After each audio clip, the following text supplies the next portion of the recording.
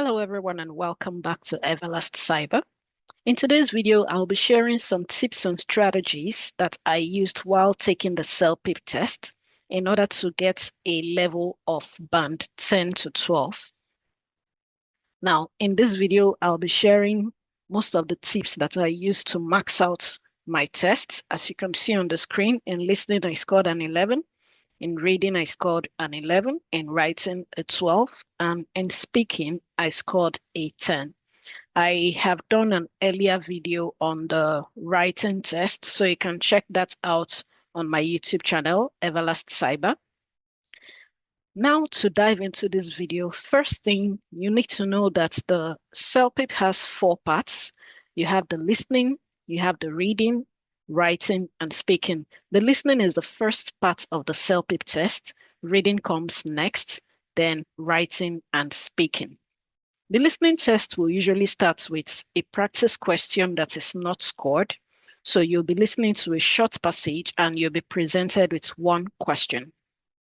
You can choose to answer or not to answer because this question is not scored. And you can actually use that to test your equipment to ensure that it is working before the main test starts. The timing of the CELPIP tests varies between 47 to 55 minutes. So let's say it's going to take you about an hour altogether.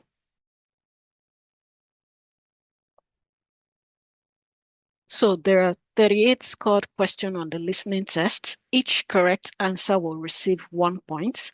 There may be one unscored part, but you will not know which of them is unscored. So it's better that you try your best to answer each of the questions correctly.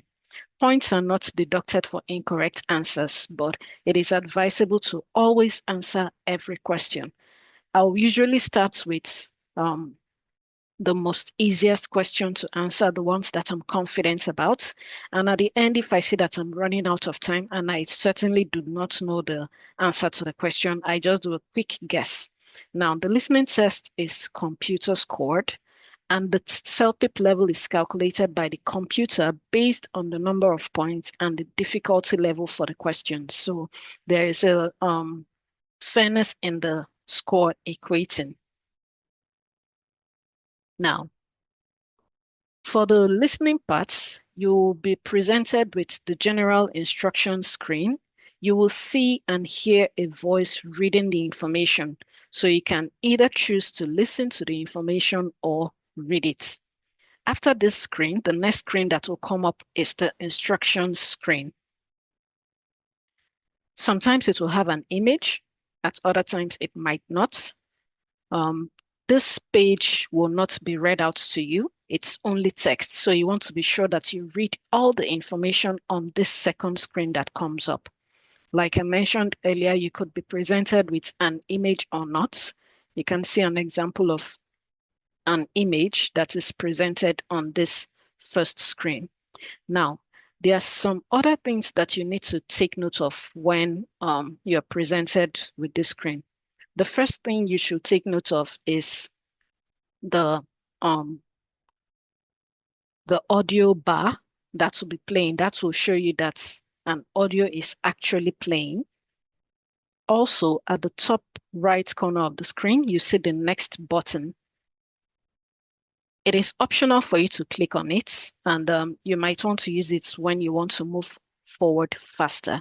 But you should not click this while the audio is still playing because you'll miss out on the conversation. This button will appear all through the CELPIP test, so it is optional to click on it, but ensure that you don't click on it while the conversation is still going on because you'll miss out on the important information you need to hear. Like I mentioned earlier, you'll also see the audio bar playing, and then you'll see how long the audio or the conversation that you're listening to is going to be. On the screen, you can see that it's going to be about 1.5 to 2 minutes long. So you want to take note of all this when you're taking the test. For the listening parts 1 to 3, you'll be presented with multiple choice questions that has one correct answer. You will hear the questions, and then you read the 4 choices. So the 4 choices will be on the screen at the same time. However, the questions will appear one by one, and you have 30 seconds to hear the information and then answer each question. You answer the questions in the order that they are presented. So you see question 1 of 5, then question 2 of 5, question 3 of 5, like that till the end. So this is how your screen is going to look for the questions. The timer starts at 30 seconds, and you can see your time remaining at the top right corner of the screen. On the next slide, you'll see that once you choose your answer from the bubbles, it will get filled in black and your answer choice is underlined. If you have any time left, you can change your answer at any point in time. But once you go to the next page, you cannot go back to the previous question. So you want to make sure that you have selected the correct option. This will be the same for the listening parts 1 and 2. And I also want to point out something briefly. So for part 3, you'll be listening for information. There'll be 2 speakers, a man and a woman. So you have to listen to an audio clip. But again, remember you have just 30 seconds to hear and answer each of the question. The tone of the information will be polite or informal, and one speaker will have expertise or information that the other is interested in. So it's important that you pay attention to each part of this listening test. So part 1 has a different type of information. Part 2 has a different type of information. For part 3, you're listening for information. For part 4, you'll be listening to a news item, so on and so forth. So I'll just show you a brief overview of part 4. For part 4, you'll be listening to a news item. Now, it's important to point out that the format for parts 4 to 6 is a little bit different from parts 1 to 3. For parts 1 to 3, you'll be presented with multiple choice questions. However, for parts 4 to 6, these will be sentence completion questions with one correct answer. So in this case, you will read the questions. You will not hear the questions. Unlike parts 1 to 3, you hear the questions read out to you.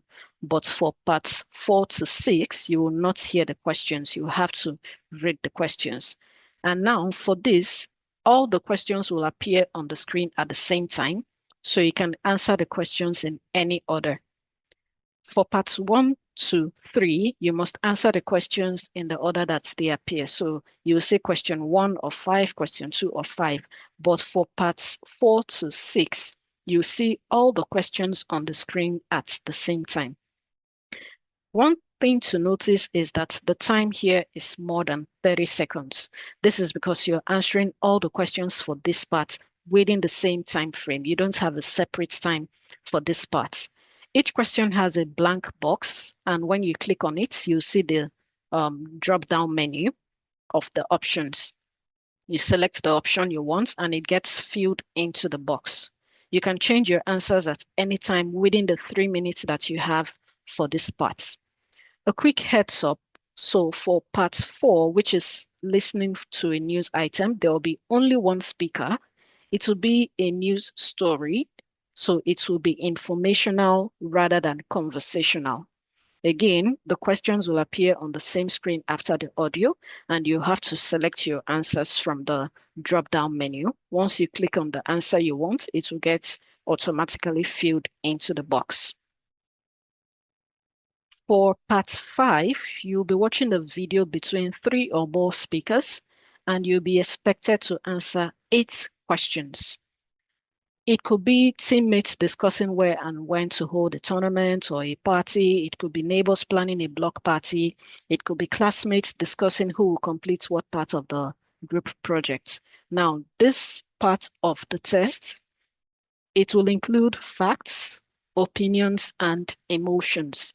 You'll be presented with basically 3 types of questions. It could be a general meaning question. It could be a specific information asking for a specific information, or it could be an inference question. Now, what do I mean by that? In a general meaning question, you'll be presented with something like a big picture question, and then you'll be asked to put together ideas from a longer section of the audio. It could be several sentences, it could be a whole clip, or a whole session. So you will need to think about everything in order to answer the question. For specific information questions, you will be asked for one piece of information, such as a name, a place, a date, or a fact that was mentioned in one specific spot in the audio. For an inference question, these questions will ask you to use information you've heard to make a conclusion. It could be a question about what will happen next, or about how the people felt. So it will be something that the speakers do not directly say, but you'll be asked to, guess what will happen next. Some strategies that you can use for this part of the test is, before you take it, set up your notes. So in this case, you have about 3 or more speakers. You can draw a table, and then in that table, you put in each of the speakers so that when they are speaking, you can put in the key points under each of the columns for each speaker.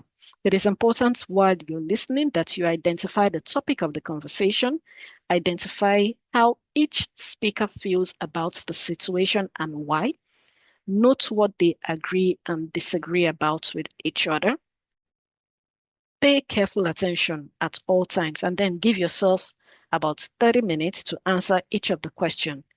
Like I will always say, answer the questions you feel confident about first. Take note of your time so that you can ensure that you answer at least all the questions if possible. Another tip is at the test center, you'll be given a pen and a paper to write, so you don't need to go with anything extra. Of course, when you're going into the exam, you won't be allowed to go in with any stationery, any paper. You'll be given a pen and a paper at the test center, which you must return after taking the test, because you're not allowed to take out anything that you've used during the test. So make sure that you practice note taking while practicing with this test. Practice writing with a pen and a paper, because this will be the same situation on the test day. Some key strategies also for part 6, it's the same with part 5. Set up your notes before the audio starts. Read the introductory statements for context clues to know what you're about to listen to. And then while listening, identify the issue under discussion, identify who is mentioned, what their opinions are, and why. Take note of their last names, because you are more likely to hear them referred by their last names. And then while taking your notes, try to paraphrase, because it's impossible to jot down every single thing you hear. So try to paraphrase, try to use abbreviations, while you're taking down your notes. So you may also find it helpful to try to identify the question types, if they are general questions, specific questions, or inference questions. So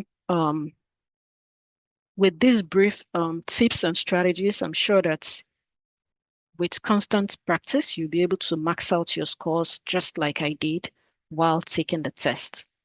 So we'll be diving right into practicing for the listening test. Note that these are sample questions that you can practice with, and the timing may not exactly match with the real test. So you can pause the video at any point.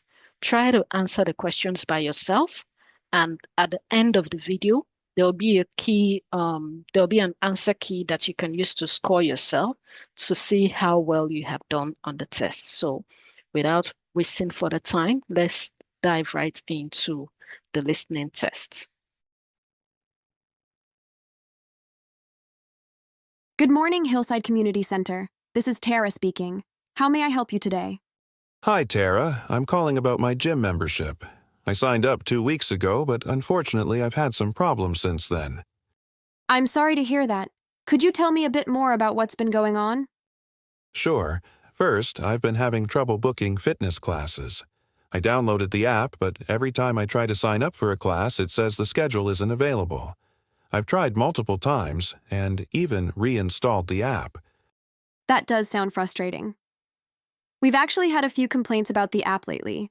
You might have better luck accessing the schedule through our website. Have you tried that? I haven't yet. I'll give that a shot. The second issue is the cardio machines.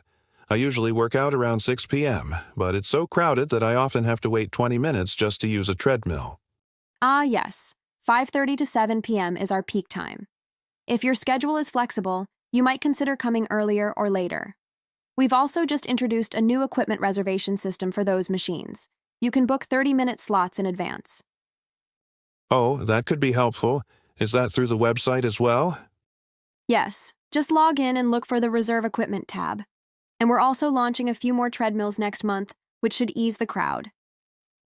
That's great to hear. Lastly, I noticed my access card doesn't always work. Twice now, I've been stuck outside the entrance after hours.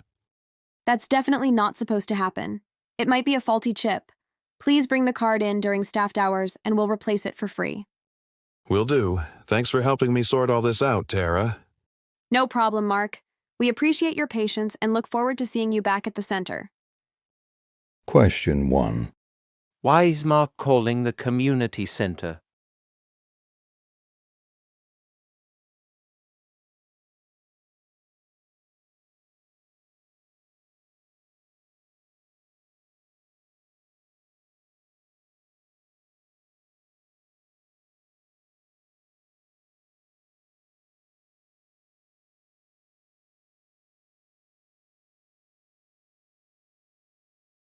Question 2. What problem has Mark had with the fitness class schedule?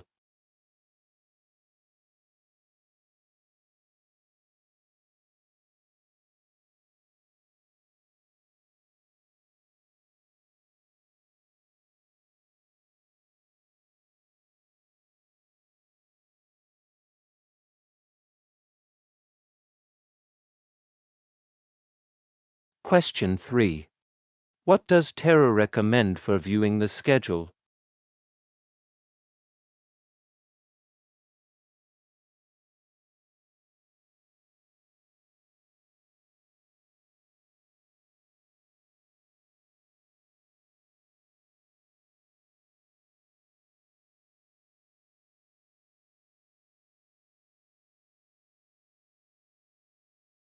Question 4. What time of day is the gym most crowded?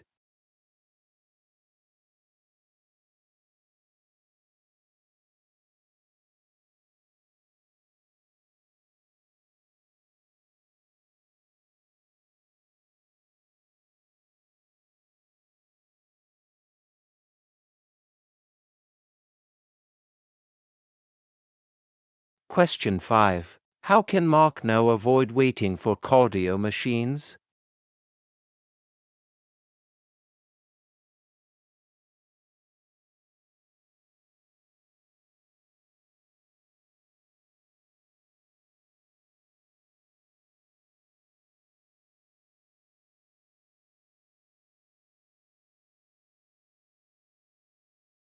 Question 6. What upcoming improvement does Tara mention?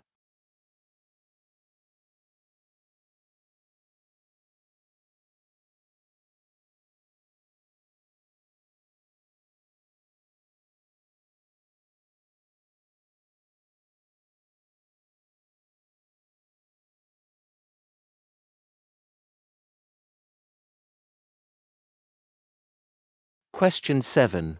What issue has Mark experienced with his access card?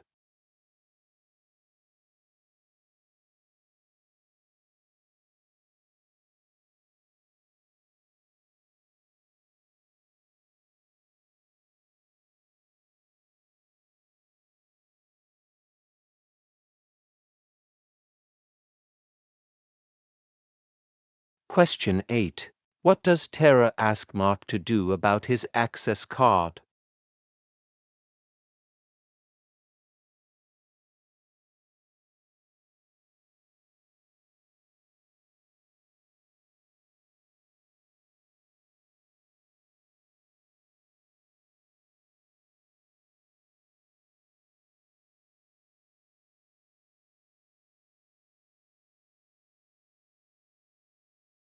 listening to a daily life conversation. You will hear a conversation, followed by 5 questions. Listen to each question. You will hear the question only once. Choose the best answer to each question. Hey Derek, did you make it to the community hall meeting last night? Yeah, I did. It was intense. Lots of people showed up, more than I expected. I heard. My friend texted me midway through and said the debate about the new high-rise got pretty heated. Is that true? Oh, definitely. Some residents were really upset. They're concerned it's going to change the character of the neighborhood, especially the shadowing over the park and the added traffic. I get that. But at the same time, we're in desperate need of more housing. It's hard to find anything affordable these days. Exactly. And the developer promised that a portion of the units would be designated as affordable housing. I think it's 20%. Only 20%? That doesn't seem like much. Well, they said they might go up to 30%, but only if the city agrees to reduce certain permit fees. You know how politics work. So basically, it's a negotiation. What was the general mood? Were most people against the project? I'd say it was mixed. The older residents mostly opposed it, but some younger folks actually welcomed the idea. One person brought up climate benefits, like having more people live near transit could reduce car use. That's a good point. Still, I wish they'd consider building a bit lower. Maybe mid-rise buildings instead. They can still add density without drastically changing the skyline. Funny you say that. The city planner hinted at a compromise like that, maybe lowering the height in exchange for more green space. Now that's promising. Do you know when they're voting on it? Next Thursday, I believe. At the council chambers. Are you thinking of going? Absolutely. I may not have spoken last night, but I definitely want my voice heard. Question 1. What was the purpose of the meeting Derek attended?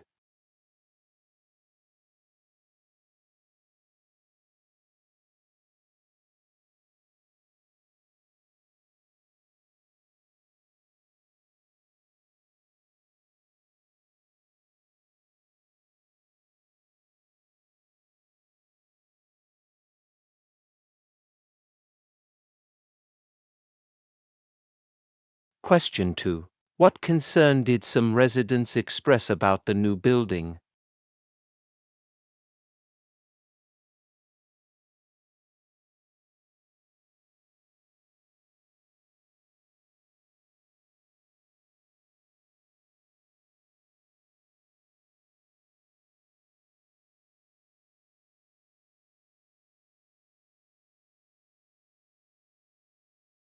Question 3. What does Maya think about the need for housing?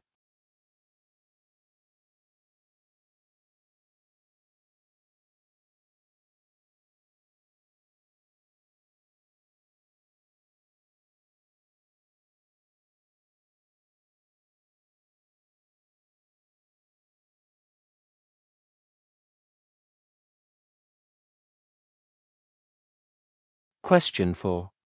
What does Derek say about affordable units?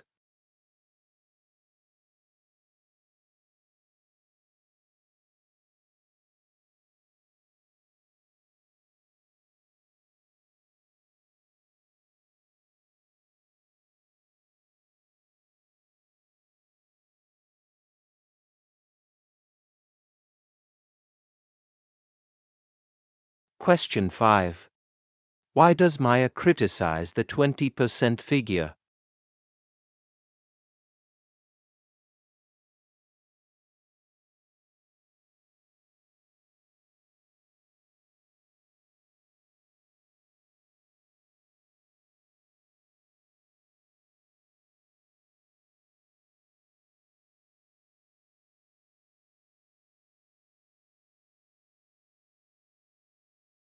Listening for information.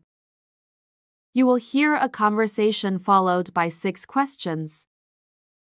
Listen to each question. You will hear the question only once. Choose the best answer to each question.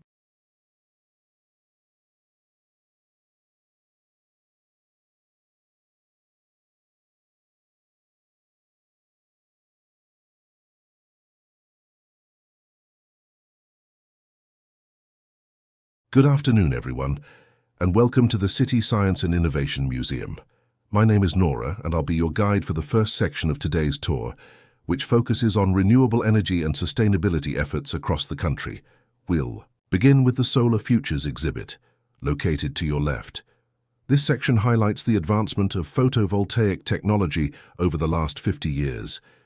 You'll see models of solar panels used in the 1970s alongside modern, ultra-thin, flexible panels being tested today in desert environments. Notice the interactive screen showing how solar usage has increased across provinces, especially in Alberta and Ontario. As we move forward, we'll enter the Windworks Gallery, where you'll hear from engineers and community leaders about the benefits and challenges of wind farms. There's a short video documentary near the back corner. Feel free to watch it after the tour. Also take a look at the real-time wind turbine monitor, which tracks live data from a turbine installed just outside Calgary. Finally, we'll wrap up this section with the Sustainable Homes display, which features full-scale models of eco-friendly houses. One of the houses, the Arctic Pod, is specially designed to remain energy efficient in temperatures below 30 degrees Celsius. These homes are built with recycled materials and use geothermal heating systems. After this section, you'll have 20 minutes of free time before we gather again near the central atrium for the Robotics and AI wing. If you have any questions during the tour, feel free to ask me directly. Enjoy the exhibits.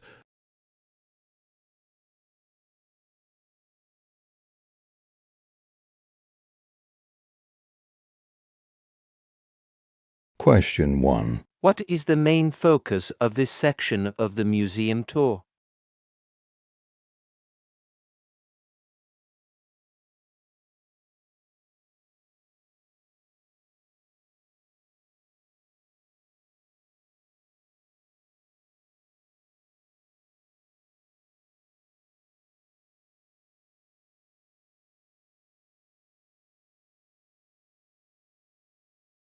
Question 2. What can be seen in the Solar Futures exhibit?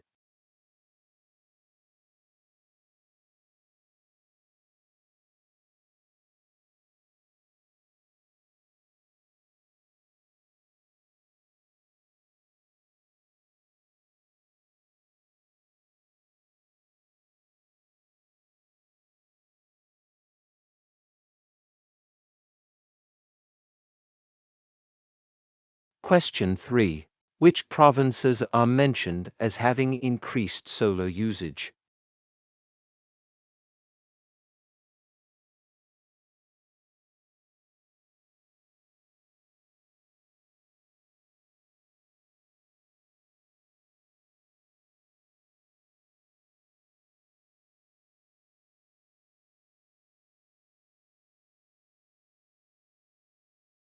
Question 4. What is unique about the wind turbine monitor?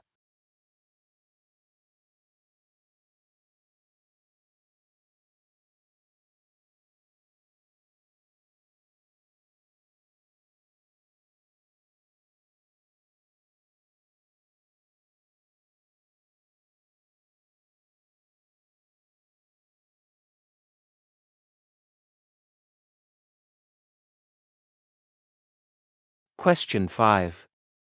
What is the Arctic Pod designed to do?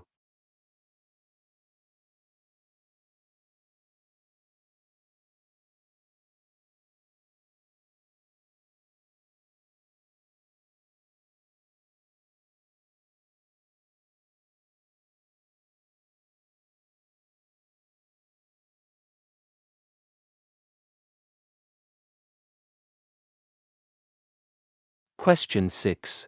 How long is the free time before the next section begins?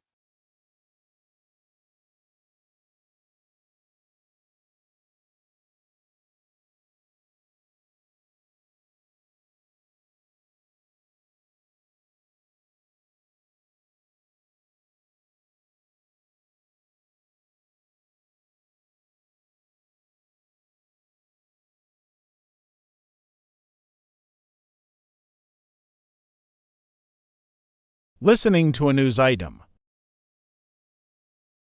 You will hear a news item once. It is about 1.5 minutes long. Then, 5 questions will appear. Choose the best way to complete each statement from the drop-down menu.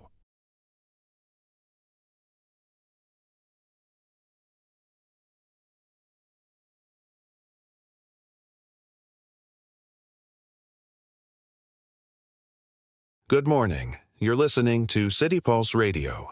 And here's today's top story. A team of civil engineers at the University of Kelmore has unveiled a groundbreaking eco-friendly concrete mix that could significantly reduce carbon emissions in the construction industry. Dubbed Greencrete, the new material uses recycled industrial byproducts like fly ash and slag instead of traditional cement, which is a major contributor to global CO2 emissions. According to lead researcher Dr. Melissa Tran, this innovation could cut carbon output by up to 40% per construction project if adopted widely. The research team spent over 3 years developing and testing the mix under various conditions to ensure strength, durability, and affordability. Construction companies in Kelmore and surrounding regions have already expressed interest in piloting the material in upcoming public infrastructure projects, including 2 new schools and a city library. The Kelmore City Council is expected to vote next month on a proposal to incentivize companies that adopt Greencrete. However, not everyone is convinced. Critics argue that long-term data is lacking, and some contractors remain hesitant to shift from traditional materials. Dr. Tran acknowledges these concerns, but stresses that climate urgency makes innovation essential. We'll bring more on this story as it develops. Stay with City Pulse for updates on local science and sustainability efforts.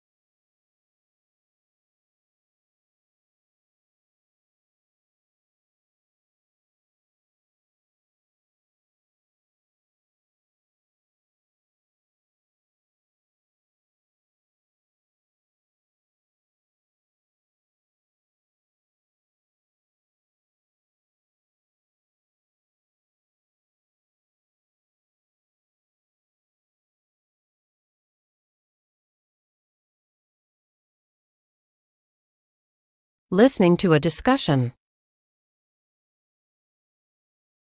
You will watch a 2-minute video, then 8 questions will appear. Choose the best way to answer each question.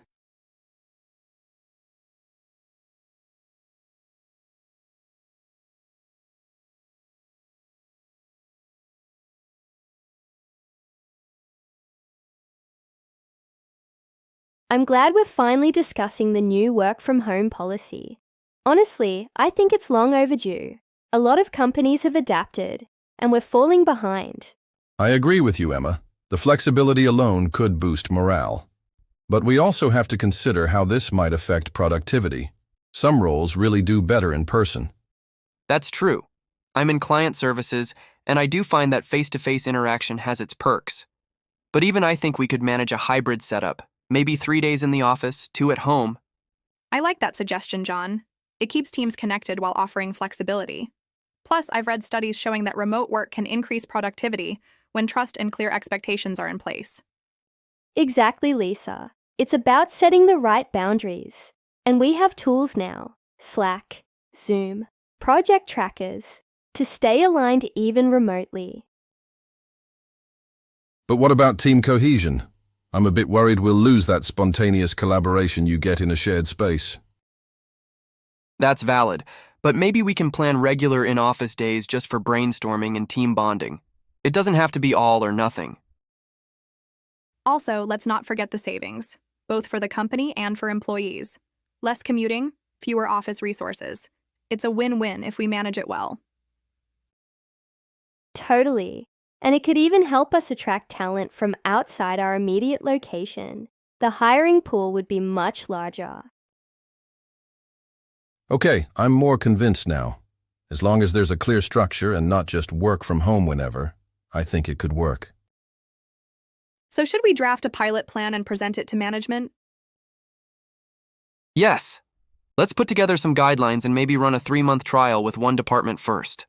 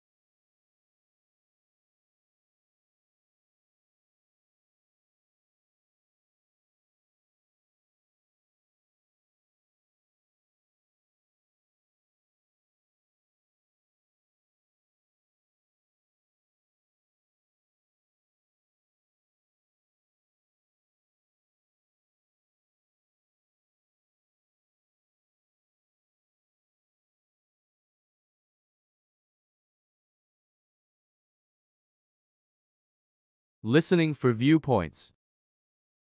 You will hear a report once. It is about 3 minutes long.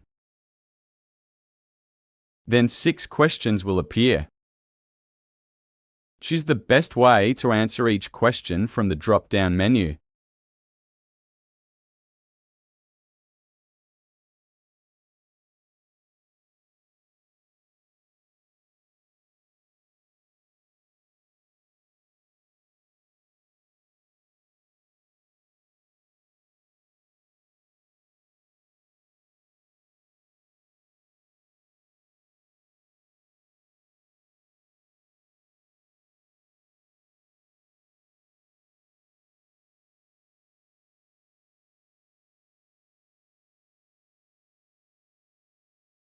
Ever since the pandemic forced companies to shift to remote work, there's been a major shift in how we think about the workplace. I personally believe remote work should absolutely be a permanent option for those who can do their jobs from home effectively. Let me explain why. First, it offers flexibility. Many people, including myself, have found that working from home allows for a better work-life balance. You can take short breaks, avoid long commutes, and be more present for your family. That kind of balance really boosts mental well-being. Also, productivity doesn't necessarily drop when you're working remotely. In fact, in my experience, people often get more done. Without the constant interruptions that happen in open office environments, like people stopping by your desk or unnecessary meetings, you can focus much better. Now, I understand that remote work isn't perfect. Collaboration can sometimes suffer, especially when teams rely on spontaneous conversations or whiteboard sessions. But that doesn't mean we need to go back to the old way. We just need better tools and practices, regular video meetings, shared online workspaces, clear communication guidelines. We've already seen tech companies adapt successfully. Another concern I've heard is that remote work affects company culture. That's valid to some extent, but I think culture isn't about where you work. It's about how you treat your employees. If an organization values connection, it'll find ways to maintain it, whether in person or virtually. In the end, remote work isn't for everyone, and it doesn't fit every job.